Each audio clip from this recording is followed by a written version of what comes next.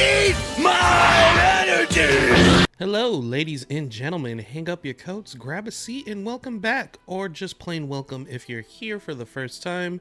I mean, it's only like my third video. To the Ramen Shop Detective Agency. Tonight, we have the first of many juicy files to crack open. If you don't already know, we are here to talk about the various topics from Yu Yu Hakusho, characters, techniques, lore, fun facts, and of course the story will all be discussed to the best of my ability. Last time we talked about a good bit of Yoshihiro Togashi's history, the creator of Yu Yu Hakusho, so I figured the next best thing to talk about is the details of the actual storyline. Now, there is a large amount to go over in the story of Yu Yu Hakusho, so we will be covering it arc by arc and even then splitting those up into parts for the longer arcs as we go further down the line. I will be including the movies, the original OVAs, and the 2018 OVAs. So you'll see those sprinkled in the mix soon enough whenever I feel like they best fit into the timeline of events I will be discussing. So tonight, please enjoy the Ordeal to Return to Life Declassified. Now, just to give a breakdown on how I plan on doing this, I think the best way to tackle it will be to summarize the arc via the anime episodes. There are many people that have watched the anime than have read the manga, so I think that'll just be my base. After the summary, I will then compare the anime to the manga, going over the differences between the two. Trust me, if you're an anime only, you'll find out the amount of differences is pretty interesting, especially in this arc we're about to cover. I don't personally think they drastically changed the story overall too much, besides a few things, but it may change your perspective on certain events. Finally, I will be going over my personal feelings, opinions, and interpretations of the arc's events. This section will be purely my own opinion on the story, characters, and events. If you disagree, that's fine. These are not facts. I won't argue with you over them. Okay. So that's the structure for the storyline. Analysis. Wait, analysis. Hold on. My brain just died. Analysis. That's the structure for the story analysis. And one final note before we get started. These videos and any other videos I do in the future are not a substitute for the original series. These videos are simply here to act as extra supplementary, I cannot talk today, material for Yu Yu Hakusho. If you want a full picture of the series, read the manga and watch the anime, the films, and the OVAs. Okay? Good. Now let's get started. The Ordeal to Return to Life arc is the first 5 episodes of the anime and the first 18 chapters of the manga. The Spirit Detective saga starts off with Season 1, Episode 1, Surprised to be Dead. And surprise, Yusuke is dead. We are shown a beautiful sky shot above the city before tragedy strikes. Yusuke is pronounced dead at the scene of a car accident, but his spirit is floating above the scene in confusion. He tries to punch the paramedics, but his fists just go right through them. As he tries to collect himself, he thinks back to the events from earlier in the day and what brought him there. It all started when he actually chose to go to school for the first time in like 10 days. He was skipping class, chilling on the roof in classic shonen protag fashion, when he is called out by his childhood friend Keiko Yukimura. Keiko scolds Yusuke, trying to get him to focus on school, but Yusuke just plays around in classic shonen pervert fashion. Then Keiko slaps him in classic anime trope fashion. Lots of classic anime tropes at the start of this. Yusuke then leaves the roof. Keiko leaves too shortly after. Her friends shown how scared they are of Yusuke. They talk about all the rumors that go on about him, but Keiko just writes them off. She explains that how Yusuke may act tough on the outside, he's a big softie on the inside. Her friends shrug her off though and continue to trust in the rumors. Yusuke then runs into some students on campus, saying that they lied and said Yusuke was their cousin to punk a student out of their wallet. Yusuke confronts them and is going to defend his good name when asshole teacher number 1, Mr. Iwamoto, shows up. Mr. Iwamoto makes it seem like Yusuke was punking the kids out of their own wallets and makes Yusuke leave the school. Yusuke is happy to go, and he's heading out when he's stopped by Mr. Takanaka, the school principal and the only good adult in the campus, apparently. He's actually been calling Yusuke on the loudspeaker all day in the background of the episode. Mr. Takanaka attempts to drop Yusuke off to his office, and Yusuke plays a little trick on him to get away. Yusuke gives his, best teenage angst to express that he hates school and he hates this town as he heads home. His mother, Atsuko, is in bed, asking Yusuke to make coffee. They bicker back and forth, and Yusuke leaves in frustration. As he's walking through town, he's ambushed by some thugs, their leader being the absolute fucking goat himself, Kazuma Kuwabara. After a short exchange of words, Yusuke stomps the fuck out of Kuwabara, saying that made him feel a little better. Kuwabara's gang suggests that he give up on fighting Yusuke, noting that this is his 156th loss. Jesus Christ. Kuwabara refuses to give up though, like a true champ would. Yusuke then runs into a kid playing ball in the street, or by the street. He scolds the kid for playing ball by the road, but then acts like a goofball to make the kid smile. Happy with himself that he can at least make kids laugh still, he walks off, warning the boy to stop playing ball by the street. But as he leaves, the boy continues to play ball by the street. Yusuke scoffs at it and is just like, you know what, you can get run over for all I care. Well, be careful what you wish for, because as the ball runs into the street, the kid goes to get it, a speeding car is coming right towards him. Yusuke realizes this and runs out to save him, and boom, full circle. When Yusuke comes to this realization, he gets a big bingo from everyone's favorite Grim Reaper, Botan. We get the first of many exchanges between these two, as Botan playfully does her job. I guess when you are the Grim Reaper and have been like that forever, you get a pretty dark sense of humor. Botan then explains to Yusuke that it was very unexpected for him to save the boy from the car accident, and that the boy would have survived with one less scrape if Yusuke hadn't done anything. So yes, Yusuke died for nothing in a sense. Fuck, that actually blows. So as Botan explains, they don't have a place for him yet. She brings up a way for him to get his life back. Yusuke, however, doesn't really show a strong desire to do so, believing that people won't care that he's gone. Botan, knowing that he'll change his mind, gives him some time to think it over. Yusuke then attends his wake, seeing his classmates and teachers attend out of respect, but no one seems to be really sad about it. What then changes Yusuke's mind are the people that do actually care. Keiko completely heartbroken, Kuwabara a big blubbering mess. When Iwamoto and asshole teacher number 2, Akashi, are talking bad on his name, Takanaka straightens him out. He then also expresses sadness and regret for Yusuke, believing whatever potential he had has been wasted. His mother cries to herself in the corner. Finally, the boy he saved is brought in by his mother to pay respects, but he doesn't understand what's going on. Yusuke is moved by this and realizes what he'll be leaving behind. Botan appears again, and Yusuke agrees to try the ordeal. Botan then happily takes him up to Spirit World, thus ending episode 1. Hopefully these next few episodes are a little more straightforward and a little shorter to describe. I just thought it'd be best to talk about as many details as I could from episode 1. So we'll see how that goes. Episode 2, Koenma appears. Botan takes Yusuke over the river Styx and then to King Yema's big-ass castle. Yusuke thinks of ways he can beat King Yema's ass, and Botan leads him to a large office space. There are ogres everywhere here trying to get paperwork for the dead together.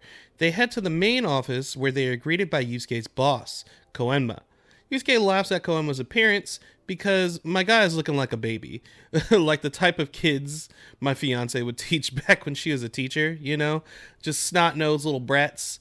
Botan scolds him for this, of course, and Koenma shoves off the insult in very Koenma fashion. Koenma then gives Yusuke the key to his ordeal, an egg. He explains that the egg will hatch a spirit beast, and that it will help him revive. Yusuke has to mind his mood, though, and what good or bad deeds he does. If the energy he feeds into the egg is too negative, then a monster will hatch from it and eat him. There is no time to relax, though, because although Koenma can keep a pulse in Yusuke's body, that means nothing if Yusuke's body is cremated. Oh? What's that? Yusuke's body is scheduled to be cremated? Great. So Yusuke and Botan have to figure out a way to tell Keiko to stop the cremation. Botan informs Yusuke that he should be able to possess people who are asleep or have a strong sixth sense. Oh, what's that? A strong sixth sense runs in the Kuwabara family? Dope. So Yusuke possesses Kuwabara and goes to find Keiko, but he has to move fast since he's against the clock at this point. He goes to Keiko's house, but of course they don't believe him. They throw his ugly ass out. Okay, no biggie. Plenty of time left. Oh, what's that? Kuwabara has beef with like every gang in the city? Well, Yusuke starts giving Kuwabara a better name by beating the crap out of all the goons. His face beaten to hell, he scares off Keiko's friends when he tries to ask them a question. Keiko then shows up, and Yusuke uses his pervy ways to prove it's him.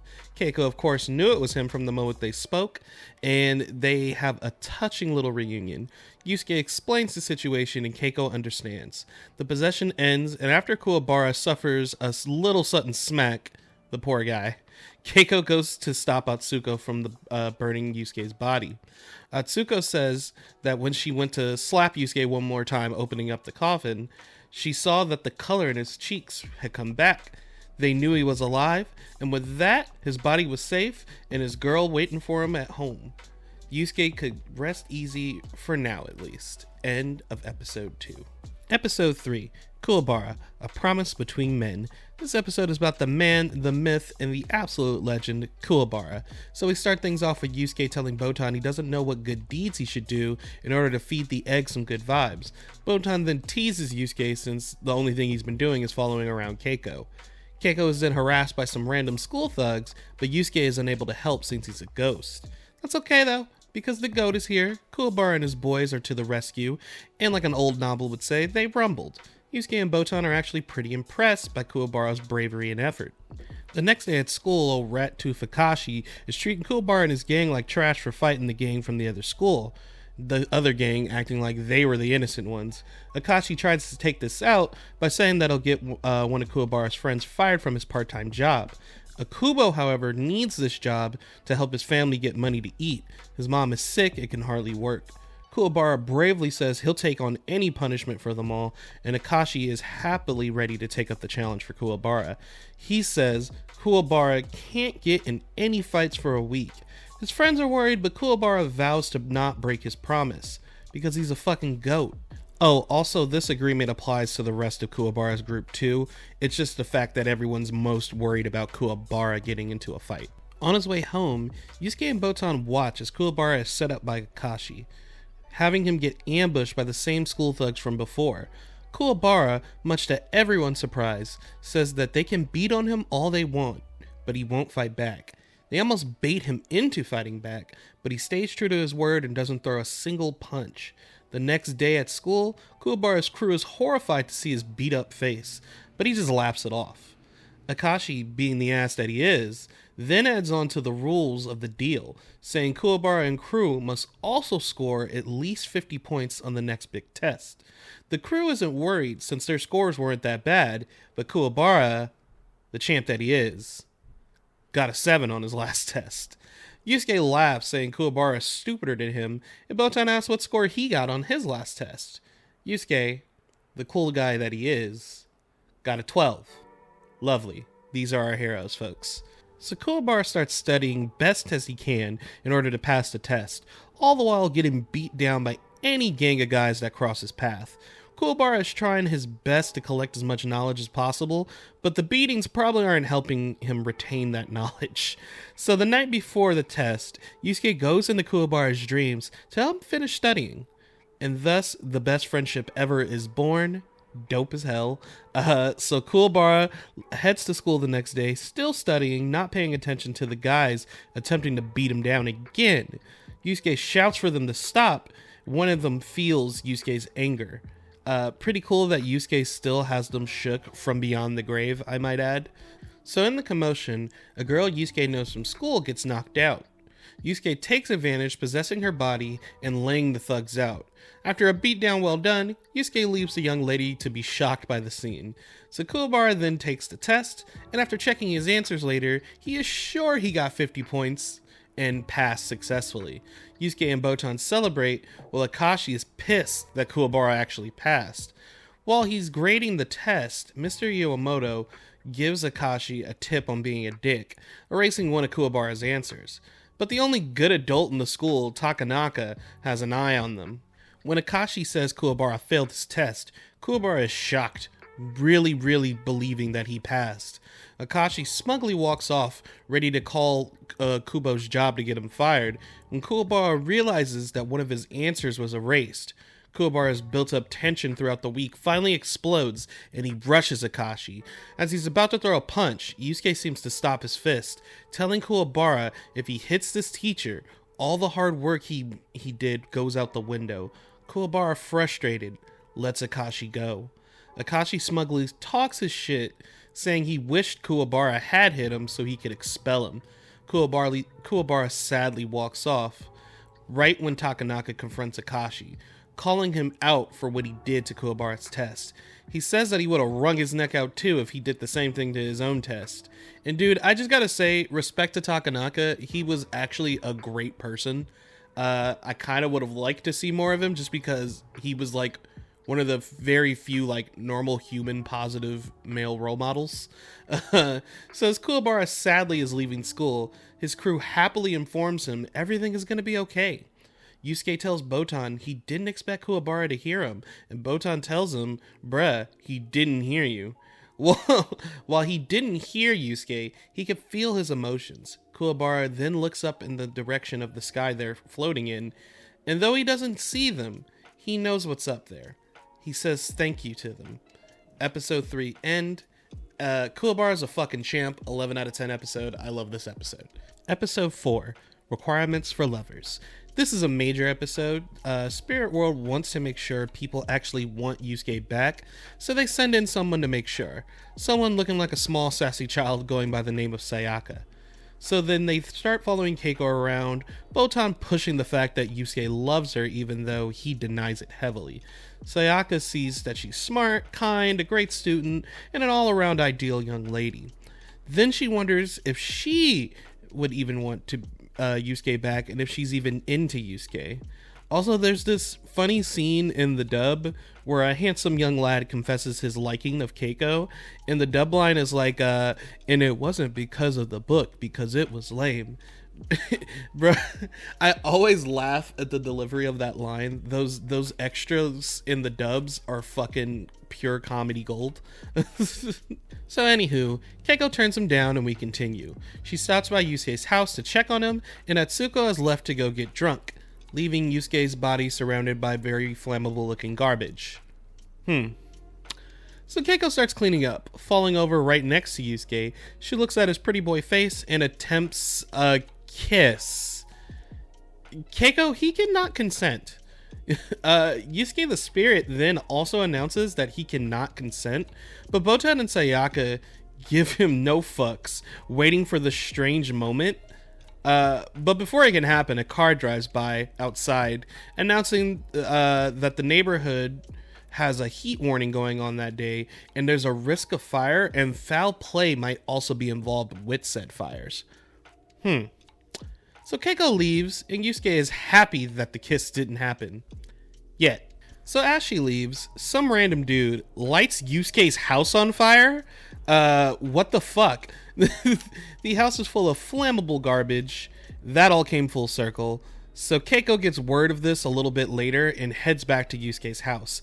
Yusuke is panicked that his body is going to get cooked, while Botan attempts to get Kuwabara from like across town.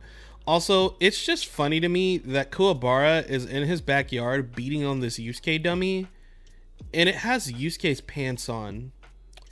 Where did he get those pants from? So Botan manages to spook him into seeing the smoke, and he heads over. Meanwhile, Keiko goes in to get Yusuke's body. She tries to drag him out, but the flames are getting too hot. Yusuke wants to help her, and he is informed that he can if he throws his spirit beast egg into the fire. Its power can protect Keiko and save her, but if he throws it into the fire now, he will lose his way to revive. Yusuke then goes in to throw the egg into the fire almost without hesitation, stating that what's the point in him living if Keiko has to die?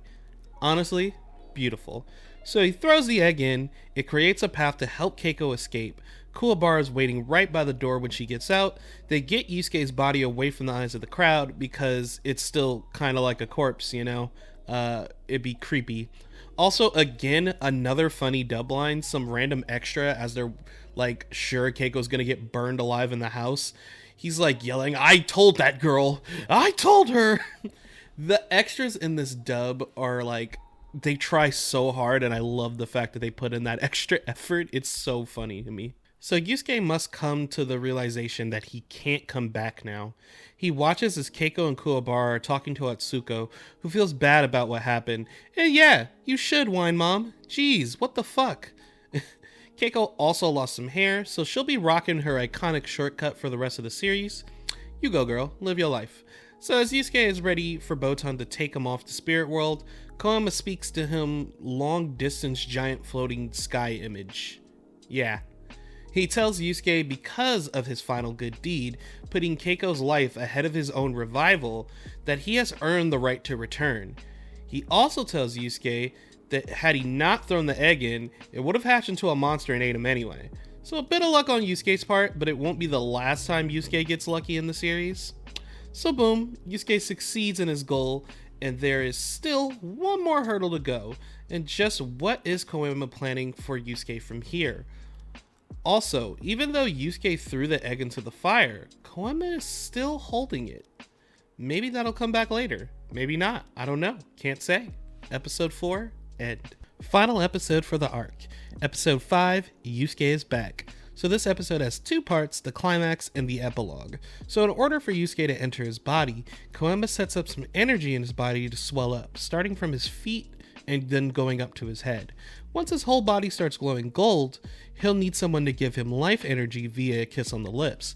It also has to be someone close to him, narrowing down the candidates to Keiko, Atsuko, and Kuwabara. On top of that, he has to get it done by midnight, or else he'll have to wait 50 years to try again. One upside to the fire, though, is that Yusuke and his mom got a really nice apartment to live in. Cool plus. Unfortunately, his mom is still his mom, and she goes out to get drunk all night on a bender. So she ain't kissing him.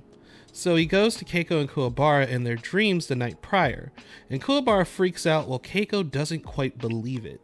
That day in school, Keiko is informed her mother collapsed from overwork. Keiko, worried about her mother, refuses to leave her side for the rest of the night, and that's big bad for Yusuke.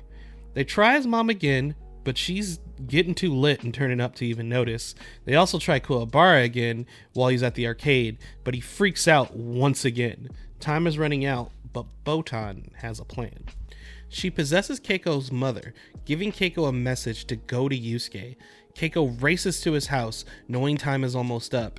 Yusuke, Koema, and Botan watch as Keiko struggles to find her keys to the apartment. She rushes in, seconds left. The clock strikes midnight. Keiko leaps up and kisses Yusuke. Yusuke rushes to his body. At first, it looks like it failed, Keiko looking sad. But then it happens. Our protag awakens, back to life. He talks to Keiko, telling her nice kiss, and with that, the climax is complete. However, the story has only just begun. The second half of the episode sees the next day, Yusuke walking the streets in his iconic drip, making people think he's crazy due to his excitement of being seen by living people again.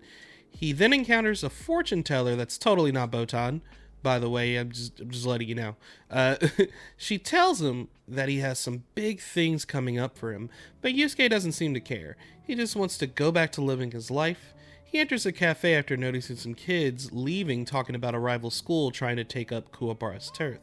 Yusuke enters and takes a seat, but notices something strange. Their leader, Sakamoto, has horns on his head that only Yusuke seems to notice. Like any normal person trying to live their life, Yusuke minds his fucking business as the gang talks about how they're taking advantage of Kuwabara's honor code. Sakamoto had Kuwabara go steal some comics for him because he wants Kuwabara to experience the thrill of stealing. Weird guy, huh? Kuwabara shows up with his crew, giving him the comics, but Sakamoto calls him out, seeing the receipt in the bag. Kuwabara says, what does it matter? And Sakamoto continues to bring up the point of the thrill of being a bad boy. Kuwabara just wants his Aikachi back though. Yusuke now assumes Kuwabara isn't fighting back because they have some kind of girlfriend of his hostage. They go somewhere more secluded after he forces Kuwabara to his knees to apologize and say he was wrong. And Sakamoto's thugs then hold up Aikachi hostage with a broken bottle. And Aikachi is a little kitty. Yep, Kuwabara is a cat dad. It's okay, ladies love that, they really do. So in order for the cat to be saved, Sakamoto wants Kuwabara to beat up his crew. Kuwabara refuses, saying it goes against his code, even though his friends beg him to do so, saying they'll get Sakamoto back for it afterwards. It looks like these assholes are actually going to kill a cat. Ugh. But then our boy finally makes his comeback debut. Yusuke goes in, saving the cat and knocking out the thug that was holding it hostage. With Yusuke revealed to be alive, a fight breaks out, and Sakamoto's gang is getting beat the fuck up, my guy. I mean, Kuwabara and company are just laying these dudes out. Sakamoto attempts to escape, but Yusuke chases him down into a tunnel and knocks him out. Things only get weirder when a little demon-looking guy crawls out of Sakamoto's mouth. Yusuke is shocked to see it, and the demon is shocked to see him and see that he's seen. He tries to run off, but Yusuke grabs him before he can get away. The fortune teller, who totally isn't Botan, then shows up, explaining that the demon is Jiaki, a petty demon criminal Spirit World has been looking for. The fortune teller then reveals herself to be Botan. Oh shit, I didn't see that coming. I really did not. Totally didn't. She continues to explain that Yusuke has been chosen to be Spirit Detective, a person working for Spirit World catching demon criminals causing trouble in the world of the living. All a part of Koenma's plan, one of the reasons Yusuke was given a second chance. Now, whether Yusuke likes it or not, he is in for a one wild ride. Episode 5 ends, and with that, we have concluded the arc. Now, let's get to the differences between the manga and the anime, because there are a good bit, mostly coming from content in the manga that was cut from the anime. Volume 1, Goodbye Material World. Chapter 1, Goodbye Material World. One thing that is different is Yusuke is smoking on the roof in Chapter 1, and is trying to light another cigarette when getting kicked out of school by Iwamoto. Yusuke also punks the kids, saying that they were his cousin out of 500 yen from their 15,000 yen come-up, as a little payment for using his name. Yusuke uses a fake Yusuke doll instead of a fake ear when he's getting away from Takanaka. Atsuko is dressed in a more skimpy sleepwear outfit in the manga. She's also a fucking baddie in the manga, I might add. Good lord, she looks great. Then right before Kuwabara shows up, we see people not wanting to let Yusuke into their businesses due to his shoplifting. Kuwabara is way uglier at the start of the manga. Still a goat though. Side note, Yusuke's mom is 29. She's 29. I already knew that she had him young. It's just a thought that she's 29 and I'm 29 as of writing this, and I have no kids. Wild. It's just, whoa.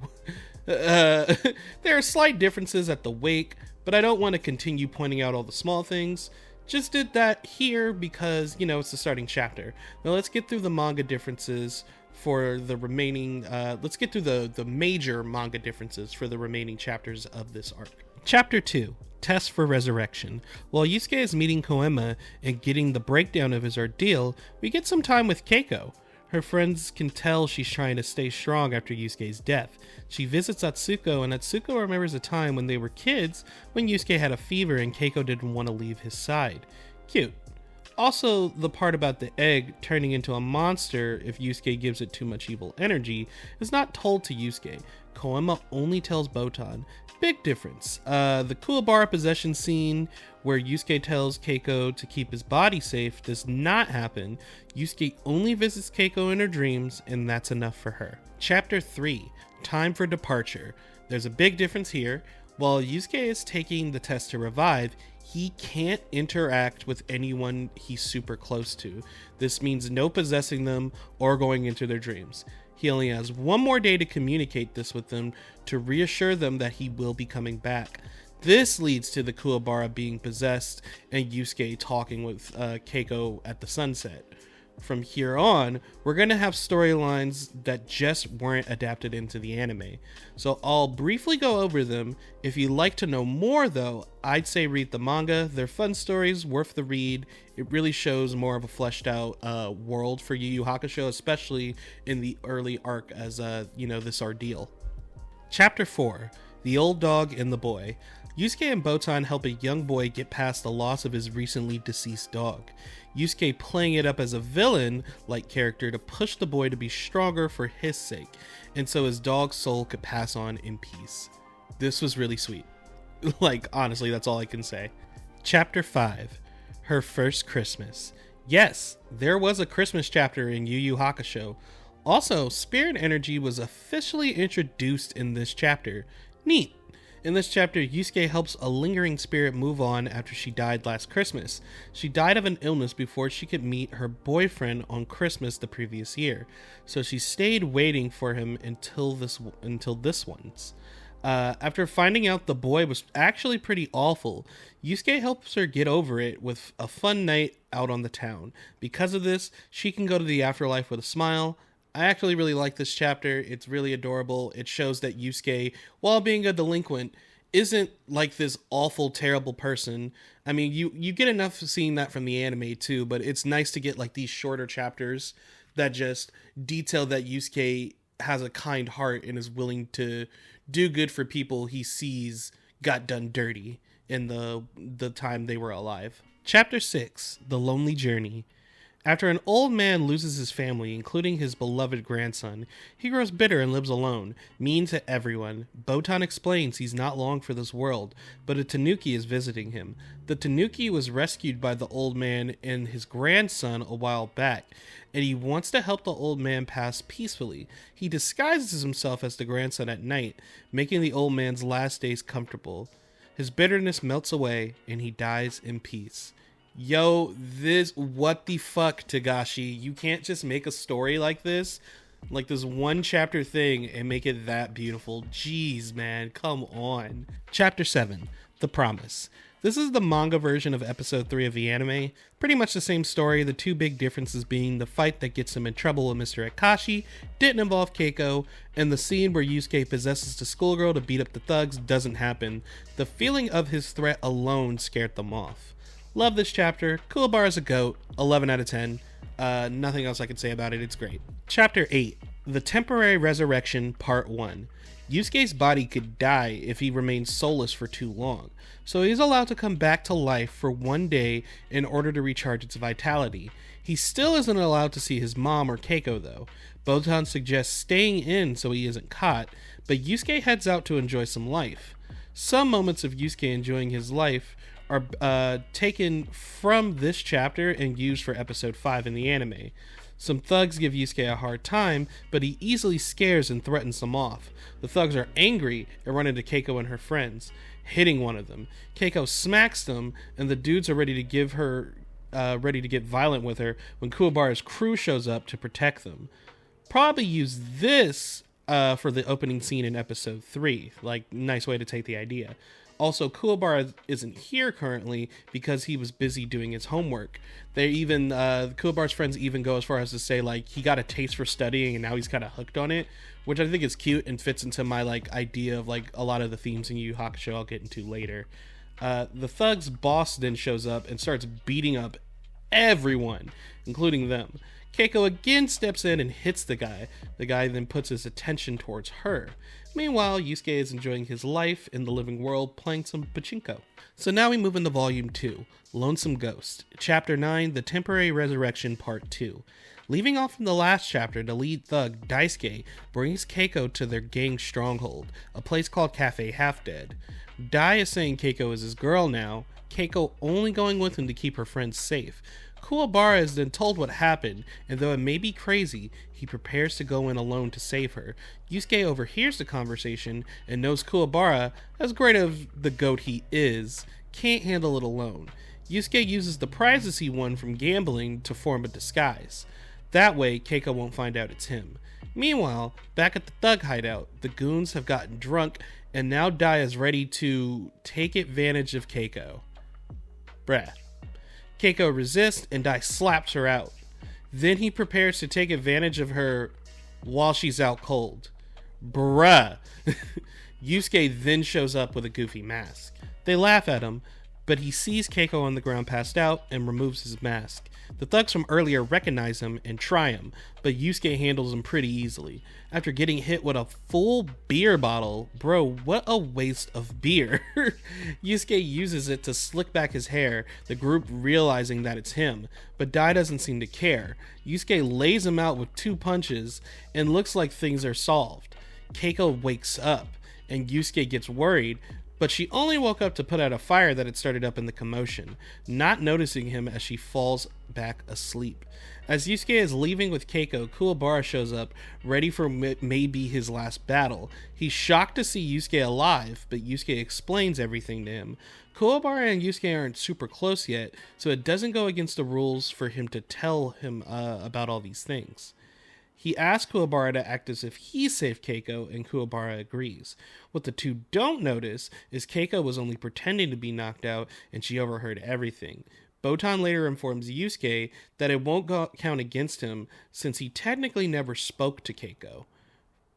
Fun little 2-parter. I actually enjoy this a lot. It puts the spotlight on, like, you know, Keiko and Kuwabara early in to establish their characters a little more. As well, it just seems like a fun little Yu Yu Hakusho side adventure. So, yeah, good stuff. Chapter 10, The Forbidden Games. This one's interesting for a few reasons. 1, it brings back Shotai, the kid from Chapter 4 who lost his pet dog. 2 is the reason Botan and Yusuke are helping him out again. Shotai has become friends with a young ghost girl who died without having any real friends or love from her family. This ghost girl is Sayaka, the character in the anime who helps with Yusuke's final test in episode 4. Very different character here. She takes Shotai's soul from his body while he sleeps at night so they can play, but since Shotai lacks a sixth sense, it isn't good for him to be doing that. It's slowly killing him, so they have to put a stop to it. Yusuke tries, but Sayaka's negative emotions are strong, and Ghost and Yu Yu Hakusho are powered by their emotions. Yusuke gets bodied from one blast of energy and wakes up a few days later.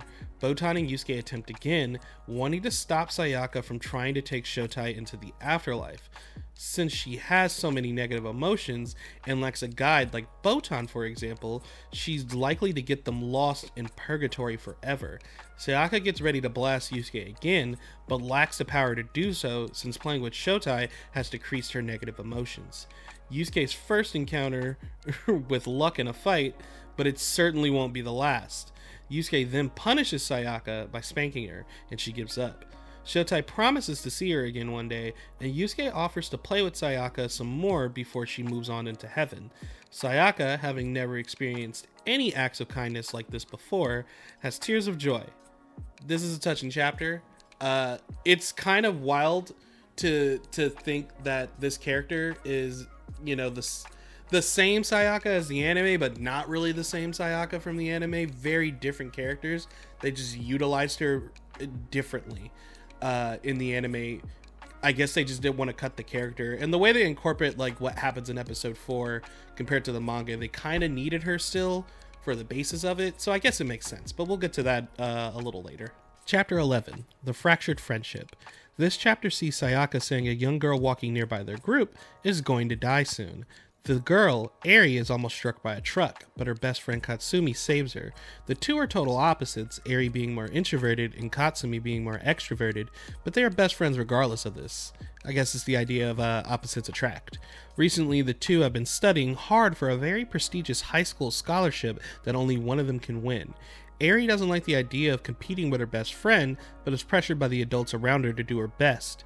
Recently, though, Eri has been having strange things happen to her and has this feeling like she's being watched. This is causing her grades to take a hit.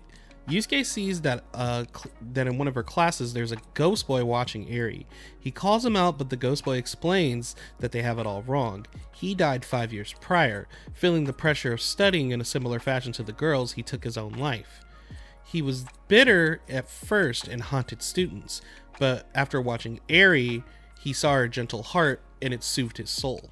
He reveals that recently, Katsumi had placed a curse on Eri, and that's why Eri had been going through all these scary things. Katsumi, feeling just as pressured about the test as Eri, stumbled across a book of charms and, against her better nature, cursed Eri. She then overhears Eri talking about her situation in the bathroom and not wanting to involve Katsumi because she didn't want to have anything pressuring her even more. Her guilt about the curse causes her to rip it up to keep Eri safe. With that, the ghost boy takes his leave since he was also summoned by the curse. Botan explains that in time, he can fully atone for his sin and go to heaven. So at that point, it looks like everything's wrapped up in a nice, self-contained story. But at the end of the chapter, some sinister voices tell Katsumi it's too late to stop them, the curse symbols appearing on Katsumi's arm. Eri, waiting for the train to pass, suddenly feels a strong force dragging her towards the tracks. So things are getting pretty dark at this point. Chapter 12, The Hand of Evil. As Eri is getting dragged towards the tracks, Sayaka warns Yusuke and Botan that things aren't over. The three head over to help. Meanwhile, Katsumi is looking for Eri, because she knows the curse is still working. With some guidance from the ghost boy, she finds Sayaka by the train. Yusuke tries to force off the curse, but it has gathered too many negative spirits with it. With its power now, it swallows Yusuke. Katsumi reaches out to save Eri, the curse trying to stop her, saying that this is what she wanted. Katsumi then sees a time when she was younger, getting second place on a test while Eri got first. Her mom was going to be upset with her. She then had thoughts and wishes of Eri not being around, but she always fought them off. She then remembered times of helping Eri from being bullied, and then she realizes that while Eri might have been shy and physically weak, that it was her that was the weaker one all along. Her will now strengthened to save her friend. She beats off the curse, and she saves Eri, vowing to tell her everything that happened afterwards. Sayaka wonders where Yusuke is, and we see that Yusuke was sent off world, but he'll be fine. Later, Eri and Katsumi both get perfect scores on their test, but they both choose to reject the prestigious high school, instead both choosing to go to an all-girls school. They move on towards a future they chose, not as rivals, but as friends. This is a perfect example of Togashi just being like really, really talented at crafting like these short ghost stories with like strong themes backing them, because I really like that ending of them saying like, we're gonna make this choice, no one's gonna pressure us to do something for us, you know, because that's what put them in that weird rivalry situation with the curse in the first place. So that was cute, and it was like one of those storylines where Yusuke and Botan really didn't help. It was just them kind of observing. They had a little part in it, but it was mostly Sayaka like, hey, look what's going on here. And I like how it was up to the girls to really decide this situation, mainly Katsumi. So it was nice. Chapter 13, Qualifications for a Girlfriend. So this is the manga version of episode 4, the only real big difference being Sayaka's motives for wanting to see Keiko. In the anime, it's because she worked for Spirit World. In the manga, it's because she's a bit jealous of Keiko, since Botan says Yusuke loves her. Yusuke, as usual, saying that's not true, so Sayaka wants to see how great she is. The chapter pretty much plays out the same as the anime, with a few minor differences. It ends with Yusuke's house being lit on fire and Keiko going in to save his body. Chapter 14, Into the Inferno. This one plays out pretty much like the anime until the later half. When Yusuke is desperate to help Keiko, Koema appears to tell Yusuke there is something he can do, but it'll come at a cost.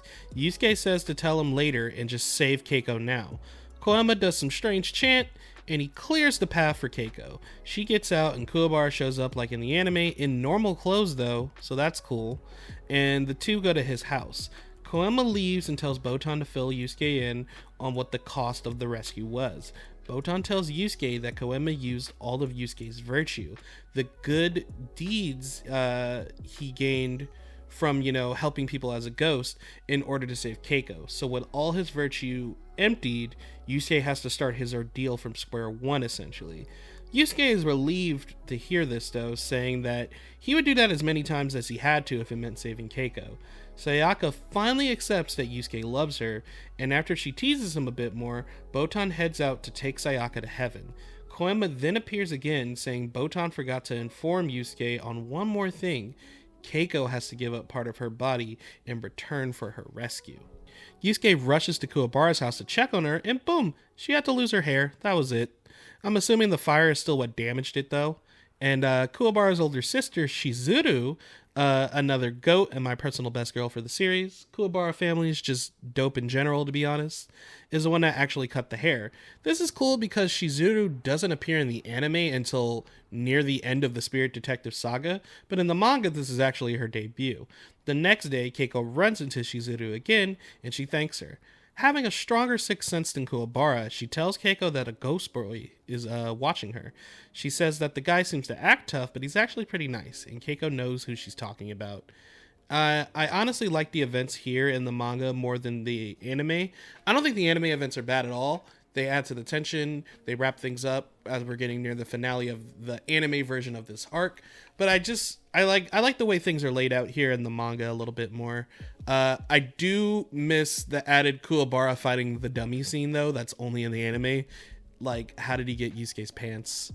This is still my question. Chapter 15, Just One Win. Yusuke sees a classmate he used to know by the name of Matsuo getting jumped. It didn't sit right with Yusuke, so when Matsuo passes out, Yusuke possesses him and beats up the bullies. He can't get out of Matsuo's body though, and decides to just go down to Matsuo's house and wait to be ejected from the body. Koema appears before Botan, stating that they come to a decision in Spirit World to give Yusuke his body back. Though he lost all his virtue, Koema at the time was able to look into his soul, stating a strange balance of immorality and decency. His emotions were at an extreme. Basically, he was too dumb and brash to be judged as just a soul. So Koema says if he can help Matsuo, he'll get his body back. Matsuo comes to, but Yusuke still can't get out. Matsuo freaks out at first, but the next day has to accept the fact that Yusuke is actually there. Yusuke learns that Matsuo tried taking up boxing in middle school like he wanted to, but is still getting bullied. He was chosen to take part in a boxing tournament as the second year rep, since the better boxer was always skipping practice. The other student doesn't like that though, and beats Matsuo up, like it was a street fight and not boxing. Matsuo refuses to give up the spot, and he's knocked out and spat on. That really set me off because spitting on someone is just asking for a fight. Yusuke, of course, agrees with that idea, taking over Matsuo's body and beating the hell out of the bully, concluding the chapter. Chapter 16, Finding the Guts for Glory. Yusuke tries to help Matsuo build up guts before the big match. He has the power and the footwork, but due to all the bullying he's received over the years, he flinches at the sight of a punch and shuts down during a match. Matsuo runs into his opponent on the street and is terrified of him, passing out standing. Yusuke takes over and threatens the guy. The day of the match, Matsuo is too scared to go out, and Yusuke uses his own body to punch him in the face. He tells Matsuo that it's his only chance and he shouldn't just chicken out. Yusuke's words help Matsuo find the courage to fight off his own doubts. This causes Yusuke to be ejected from Matsuo's body. Though his opponent tries to elbow him during the match, Matsuo's skills and power get him the win. The chapter ends with Matsuo getting his big win, and Yusuke watches overhead, as Botan appears to give him some good news. I really like these two little last chapters before we get back into setting up the story going forward for what people are probably more familiar with the anime, just because I think we've all known people, or maybe you've even been there, where you were bullied back in school and you kind of needed the courage to step up for yourself, and though you had the power to do so, you didn't have the courage or the guts to do so. So Yusuke helping Matsuo get out of his funk and take the right step forward to, be that courageous person was really nice, because Matsuo definitely had the skills and the dedication to be a boxer. He just needed that push to really shine. So it's cool, and it's kind of like this cute bittersweet ending where Matsuo in his head is like, I did it, Yusuke, I won, but Yusuke has already long since been ejected from the body. So Matsuo is on his own, but I'm sure he did fine from there. Chapter 17, The Golden Awakening. This plays out very similar to episode 5 of the anime, with some minor differences to the manga continuity. One is that the condo Yusuke is now out is one Atsuko got from extorting money from the Yakuza? Okay. Another is that when Koema asks Yusuke what he'll do if Keiko doesn't make it in time, he says waiting 50 years is no good, and coming back once a month to the body would be bad too, so it may be best for him to just die. Whereas in the anime, he says he'll wait 50 years and see Keiko when she's an old hag. The chapter pretty much plays out the same from here, and it ends with our boy Yusuke coming back to life. So we're at the home stretch, One more chapter to go. Volume 3, In the Flesh. Chapter 18, The New Mission. This volume's chapter opens up with what's episode 5's second half. Yusuke is walking the streets, glad to be back. Fortune teller tries to get his attention. He goes to the cafe, sees the rival school gang, leader has horns, etc. One difference is that everyone is wearing normal clothes, even Kuwabara and his crew. Another is that the rival school gang is smoking. Then there's Kuwabara's cat, Eikachi. In the dub of the anime, the cat is a girl, but in the sub, in the manga, it is male.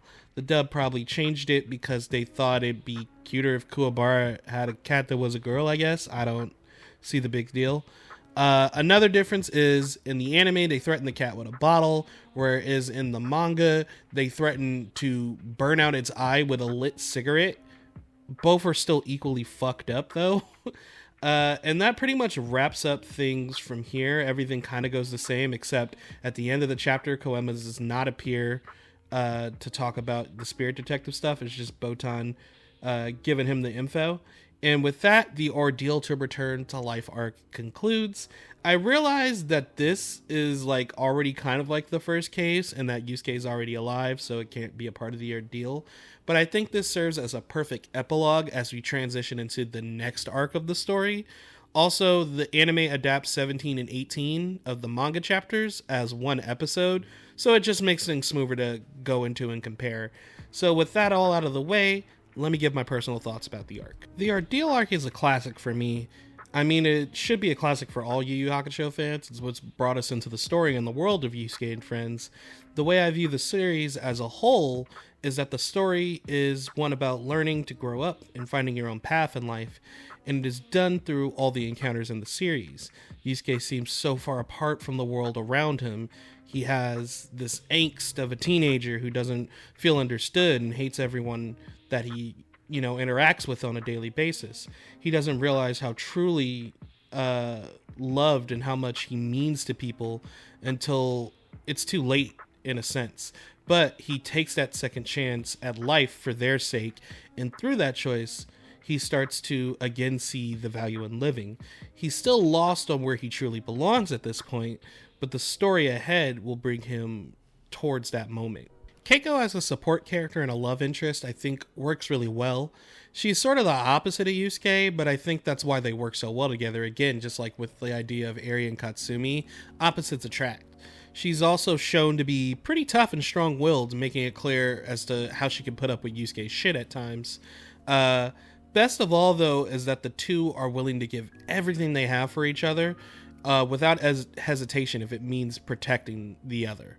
And we've seen that many times already in this first arc. So yeah, it's, the classic shonen love interest, but I think it's done at a really, really high level. I will also admit that when I was younger, I hated Keiko as a character back then. But, by the time I hit high school, I grew to really like her and respect her. So Keiko's great. I think she's just like one of those classic shonen love interest girls done right, if you're going to do a character like that. Kuwabara is a king. What else can I say?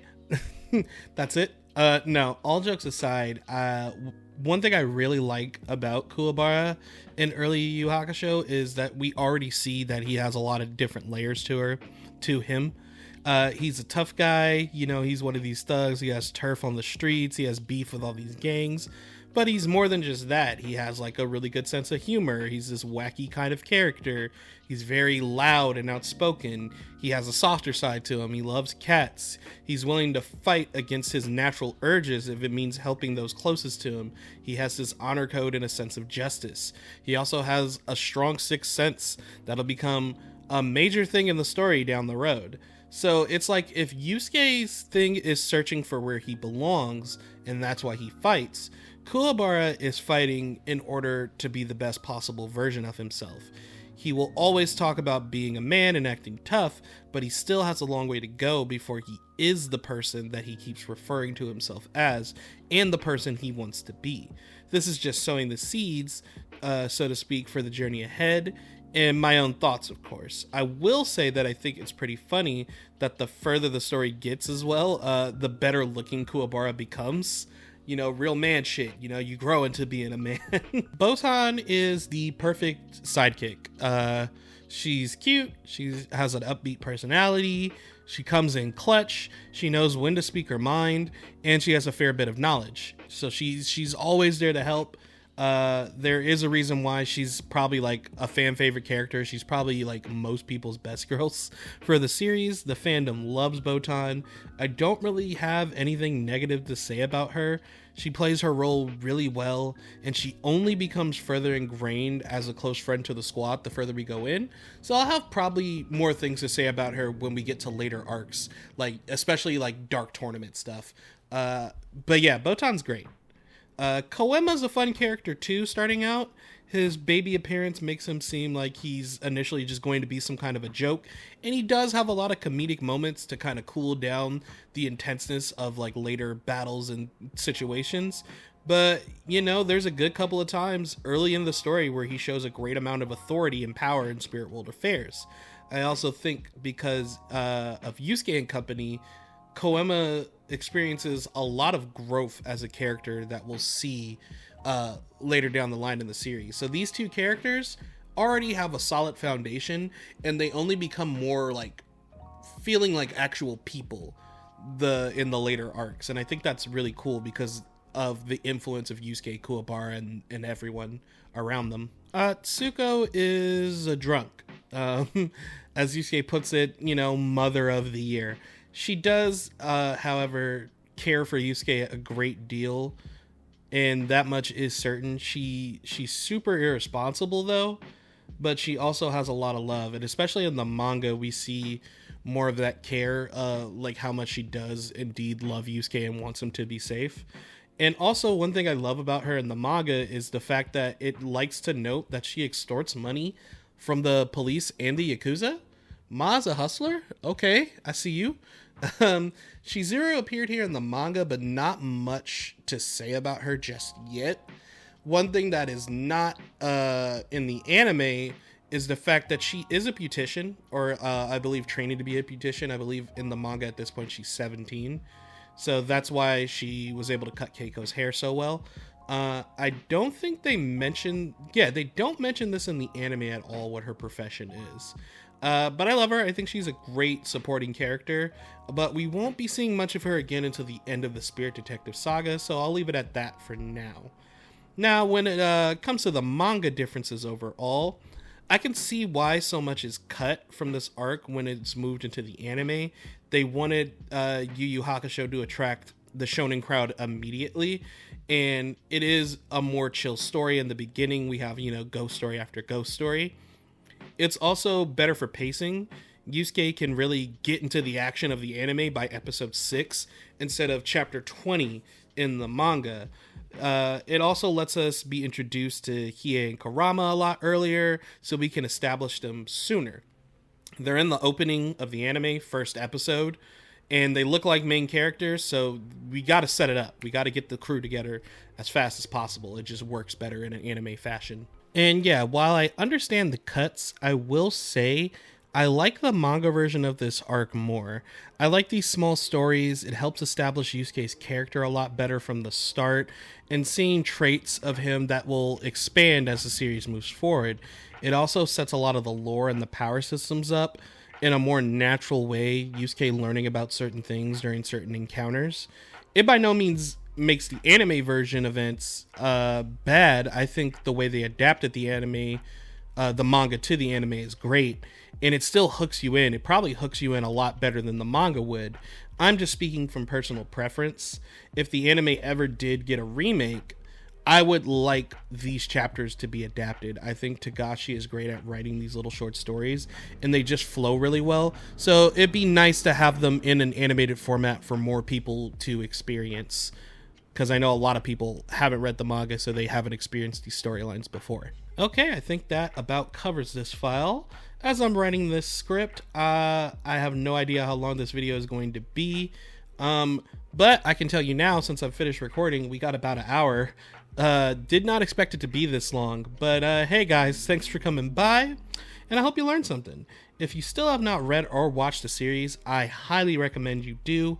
Again, this video and future story analysis videos on the series are only meant to complement the source material. It is not a substitute. Also, if you've only ever watched the anime, I recommend giving the manga a read as well. This arc is only 18 chapters, so it won't take you long to get through.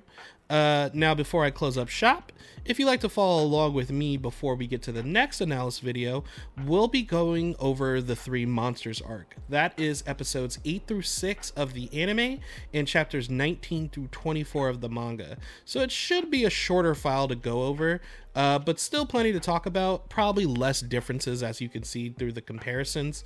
This arc in this video ended up taking a lot longer to get through and cover just because of how much was cut when moving into anime format. So expect a shorter video next time and expect longer videos once we get into like the bigger, more meatier arcs of the series like this.